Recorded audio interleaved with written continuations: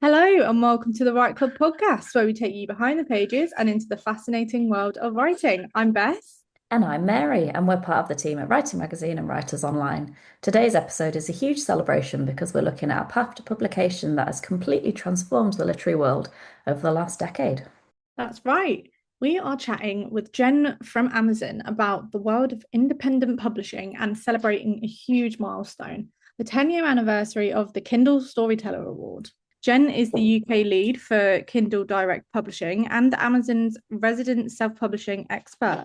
She sits on the judging panel for the annual Kindle Storyteller Award and regularly appears at events and festivals, including the London Book Fair, where she meets authors and shares advice on self-publishing through KDP. Jen has worked in the world of books and audiobooks for over 7 years, an avid reader across all genres. Her ever-growing to-be-read list is an eclectic mix of whatever catches her eye, and she loves nothing more than discovering a hidden gem to champion. Welcome to the Write Club podcast, Jen. Thank you. Thank you so much for having me. It's a real pleasure to be here. Well, we're really excited to have this chat with you.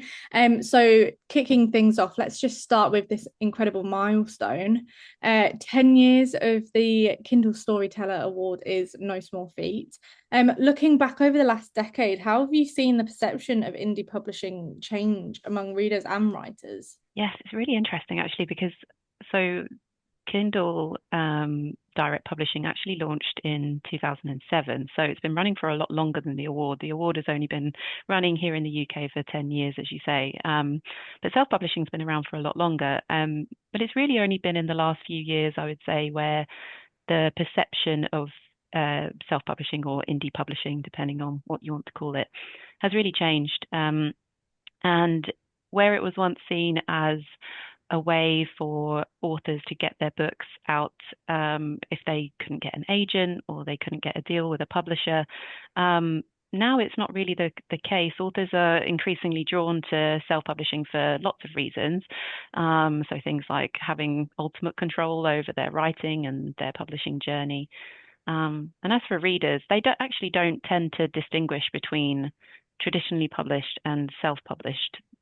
They often don't know the difference, or even that there's two different routes into publishing. They simply want a good story. So if we got a group of readers together and shown them a bestseller list, they probably wouldn't be able to tell which were self-published and which weren't. Even authors like Frida McFadden, one of the most popular thriller authors of the last few years, mostly self-publishes her books through KDP, which not a lot of people would realize. I didn't realize that either. Yeah. And I was going to ask you, I was going to say about the long-standing myth for, self-publishing being a fallback plan. But Mm. obviously you've answered that question perfectly, and it really isn't anymore. It's a really interesting route into publishing. Yeah, it's because it gives writers full control over the whole writing process. So, from the actual writing through to marketing and their cover, a front cover, even. And as more and more writers realize that they are, opting for the indie publishing route without even considering traditional publishing. And then others are looking at how they can do it as a kind of hybrid format, because both traditional and indie publishing have their spaces in the industry. So, we know a lot of writers are choosing to do both. So whether that's selling print rights to a publisher, but self-publishing their ebooks, or working with a traditional publisher for a series in one genre, while self-publishing as they experiment in another genre.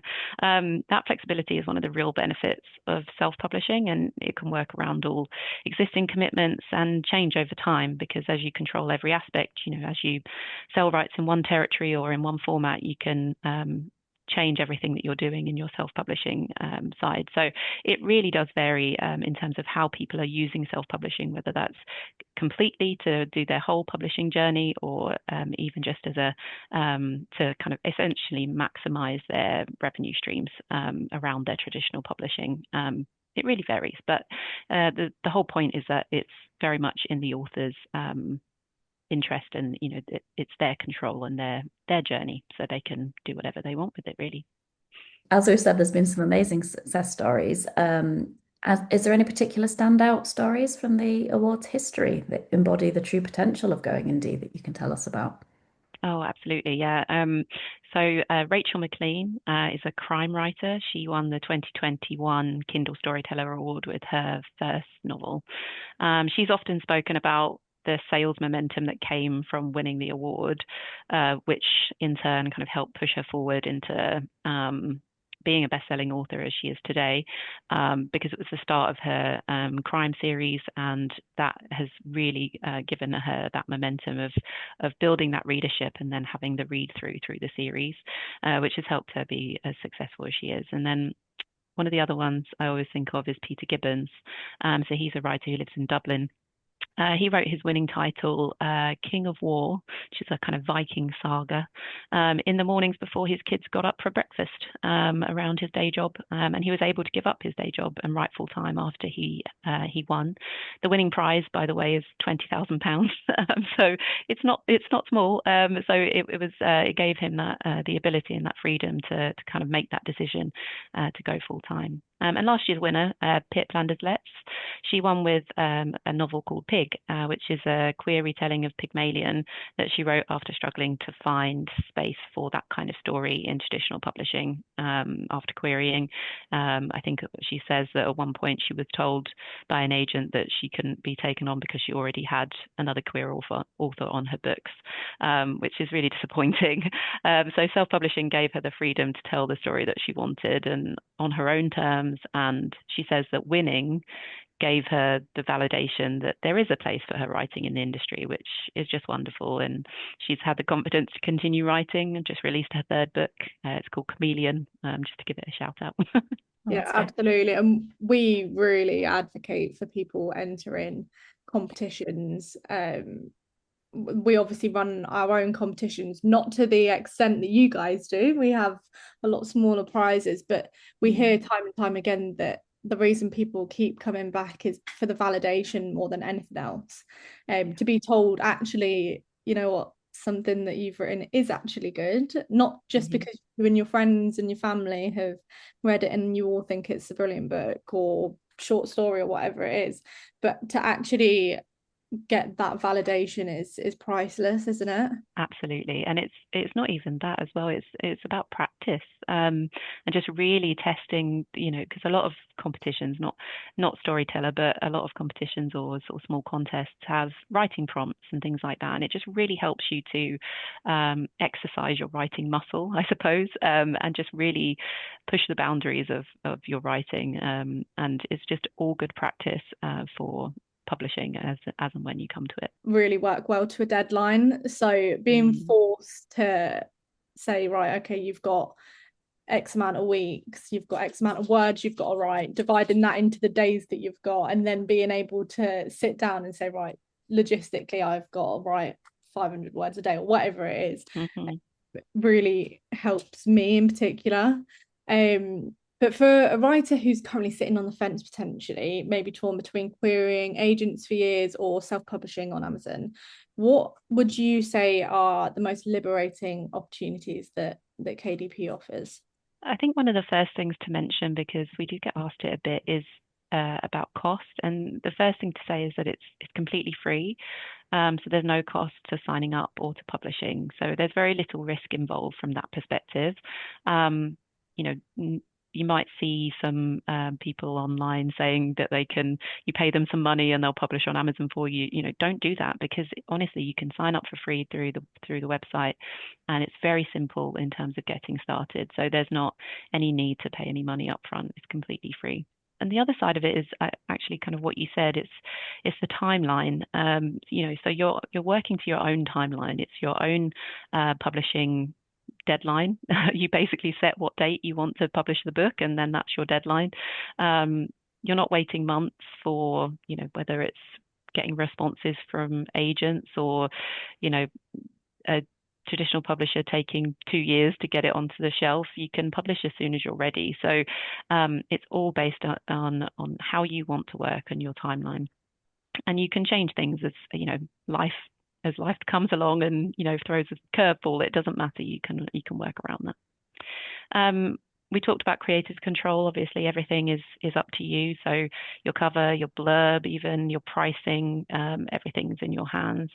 And lastly, like earning potential is another thing that authors really like about working with KDP is that you can earn up to 70% royalties on ebook sales, which is a very different proposition to traditional publishing. Obviously, there you would mostly be looking at potentially an advance, or whether that's small or large depends on the publisher, but then also a much lower royalty as and when it comes to earning out your advance. So it's a very different structure in terms of earning, and it gives you a lot of opportunity to earn in additional ways, like through working with us on KDP Select, which is a exclusivity program for an ebook. But you can put your book into Kindle Unlimited, which is our subscription model, and you can earn when readers read your book on that one rather than buy it. So there's lots of different opportunities for earnings, and it just gives writers that kind of combination of things where it's speed, control, higher earning potential. It's just incredibly empowering, and a lot of authors speak to that when we speak to them in person. Yeah, sounds perfect, to be honest, and ideal for anybody who's wanting to get started, or maybe take a new route that gives them, like you say, that freedom. I know personally I'm a bit of a control freak, so to me, if I was to write a book and get it published, I would be 100% going down the self-published route, because the thought of somebody taking a look at my work and wanting to change a lot about it or tell me what to do with it, that wouldn't sit right with me. So it's definitely something that a lot of writers, I feel, are really becoming a bit more knowledgeable about now as well, whereas maybe, like, say, a few years back it was seen as a bit of well, you're probably only self-publishing because you can't get published. So yeah, it's brilliant now that people are starting to understand that it's a lot more than that. It's giving you the complete freedom and control and the ability to potentially earn a lot more than what you would in the traditional sense. And one of the biggest hurdles for writers wanting to try and do publishing is the fear of the tech side. Mm-hmm. So like formatting, cover design, and uploading. Is KDP user friendly for a total beginner, somebody who might not necessarily consider themselves tech savvy? Yeah, absolutely. I would say it's a lot more approachable than people expect, I think. The platform itself guides you through the publishing process step by step. So there's actually a thing called KDP Jumpstart, which you can Google or go into our help pages and have a look at, which gives you the kind of milestone things that you need to do to get set up. But we have lots of free tools and templates to help you format your manuscript, to help you with the cover design. So you don't need to be a technical expert. We see first-time authors do it every day. But if you ever need support, there's, the Help Centre, as I've mentioned, an active KDP community forum, and also organisations like the Alliance of Independent Authors and others who can help with any advice that you need to get started.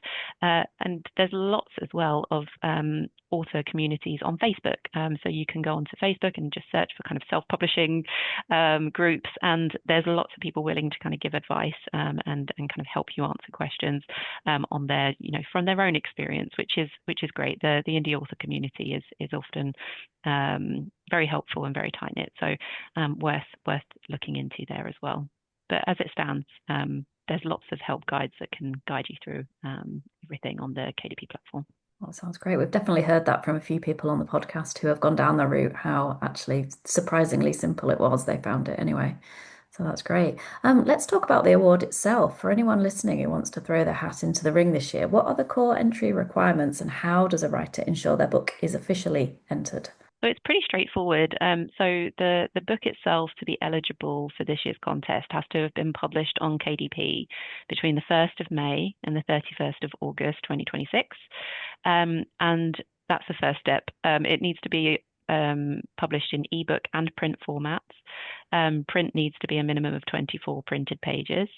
And then there are a few other things that you need to do. So you need to enroll your ebook in KDP Select for the duration of the competition, which is the program I mentioned earlier on.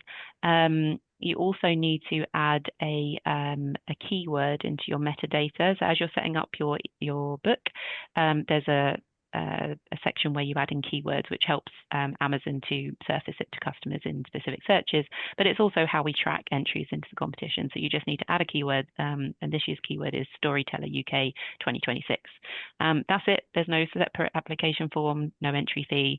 It's open to writers aged 18 or over across all genres, as long as it's being published in English, and is previously unpublished.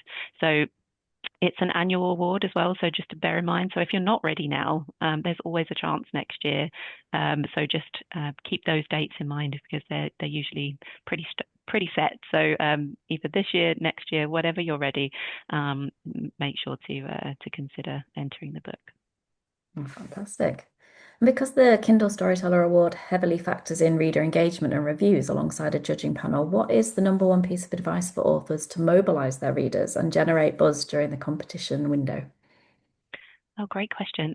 So we always say to authors, particularly first-time authors who are kind of really thinking about how to publish, is just to start building that kind of reader community as early as possible. So making sure that as you are coming up to the publication of your book, you're really thinking about how you're engaging, first of all, identifying your own ideal readership, but then making sure that you are where they are, and then building that community, starting things like a newsletter, and making sure that you're building the connection between you and your readers. Even things like Author Central on Amazon, so connecting your book to an Author Central page, updating your bio, your headshot if you are happy to.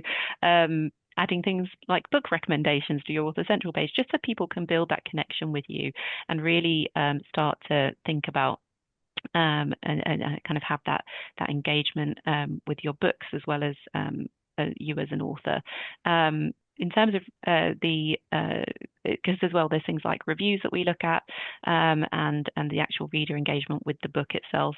So just making sure that you are building that kind of readership before either before the entry window opens, or as you're in the lead up to publishing the book within the entry window.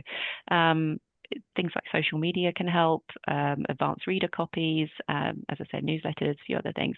But all of those things will just help with the reader engagement as people are reading through the book. That's how we kind of consider it for the initial shortlist, and then the judging panel come in to review the shortlist and choose a winner.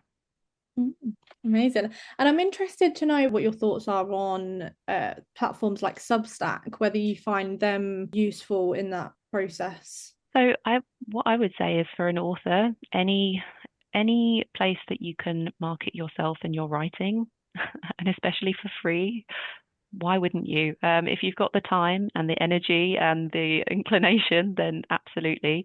We see a lot of authors who are becoming very successful in terms of building a reader community on Substack. If it's not your thing, it's not your thing, and that's totally fine. If it's not where you think your readers are going to be, also fine. Some of our authors say, well, actually, all my readers are of this age and this whatever, and so they're on Facebook or a different area, so they focus their efforts there. So it's all about understanding your audience and where they are, and making sure that you're working to that. But yes, I mean, Substack is a great place to build your author brand, and that connection with readers, and also within the industry and the community. So it's been a great platform for many of our authors. Yeah, 100%. The reason I asked is because we're fairly new to Substack, and we've seen it absolutely blow up for us. And we could probably do an entire episode, to be honest, talking about the ins and outs of that platform as well. But yeah, I just wanted to get your thoughts from somebody in the industry, knowing whether it's a must, or like you say, just knowing your audience, and if they're not there, then why would you? And when the manuscripts finally reach the judges' desks, we'd love to know what what are they truly looking for? Is it like pure commercial appeal, unique voice, or is it something completely different? I would say ultimately we're looking for a great story that keeps readers turning pages right until the end. Obviously, our contest is open to all genres. So for fiction, that might be a combination of plot, originality, creativity, I don't know, and the quality of the style of writing will come into play. For non-fiction, it's a bit more broad because obviously non-fiction varies so much. So there's so many subgenres. So it could be things like how clearly the information is presented to a reader and how the reader is taken on a journey. One of our shortlisted titles a few years back was a guitar manual. Which sounds a bit crazy, but it's because it was so beautifully presented. As a reader and someone who, if you're trying to learn guitar, it just took you on this journey and it made everything so clear. It was really well laid out. Everything was written really well. It was designed beautifully. And so if you're writing guitar manuals, you can still enter. Like, it's just all about how things are being presented to a reader and that kind of story as someone moves through your book. And we are looking at the overall package as well, from the cover to the formatting, as I mentioned. So make sure you sort out typos. Like, you'd be amazed the number of entries we see where there's, typos or kind of slight formatting errors. So just make sure that you've gone back through your manuscript and made sure that you've checked for those kinds of things. Because we are looking for something that feels professional and that somebody would want to have on their bookshelf. So that's something else to think about too. Oh, that's brilliant. I love the fact that we're getting all the insider tips right now. And if a writer finishes this podcast episode today, which I'm sure we'll have many of them, and they kind of think, right, I'm going to finally do it, I'm going to self-publish my book, what would you say are your first 3 practical steps that they would need to take to prepare for a successful launch on KDP? So I think the first one is actually one we've already talked about, which is making sure you know your audience before you publish. And people always ask me, how do I do that? And the really simple answer is do your research. Your book needs to fit in as much as it needs to stand out. And what I mean by that is you need to see what other successful authors in your genre or your publishing area are doing. Find out what readers are looking for, ask around, what do people love about their favorite books in your genre, and think carefully about how you can integrate those into your writing and your publishing. They might not all fit, so don't give up your own voice and your unique story. But at the same time, especially on Amazon, if someone is scrolling the search results, they need to very quickly see that, first of all, your cover, for example, fits with the genre or the kind of book that they are looking for. So it needs to almost subconsciously say, this is the book you're looking for. And so you do need to kind of try to fit in from that perspective. And then it's things like the product description will draw them in terms of your story. So really working on that blurb and the keywords that you're using to make sure that customers can find you and then are intrigued by your story. And a lot of that is understanding this kind of your audience and your genre before you publish. So do that research. It's really important. We've also talked about formatting and typos, and that is just so important. Get your manuscript checked over by someone else, ideally an editor if you can, but if you can't afford it, that's fine. Think about enlisting another writer that you know, or a friend or family member. Even just having that second set of eyes makes all the difference. Just ask them to help you out. Have beta readers or send out ARCs, get them to give you that feedback so that you can edit it yourself if you need to, or find an editor that can help you. And lastly, I would say, it kind of draws off the back of research, think about learning some marketing before you get started, because the writing is almost the easy part of self-publishing, because as a self-published author, you are everything. You're the writer, you're the publisher, you're the marketing team, you're the PR, you're everything. And so it can seem daunting. And so just spending a little bit of time every day, just learning something new about how to market a book.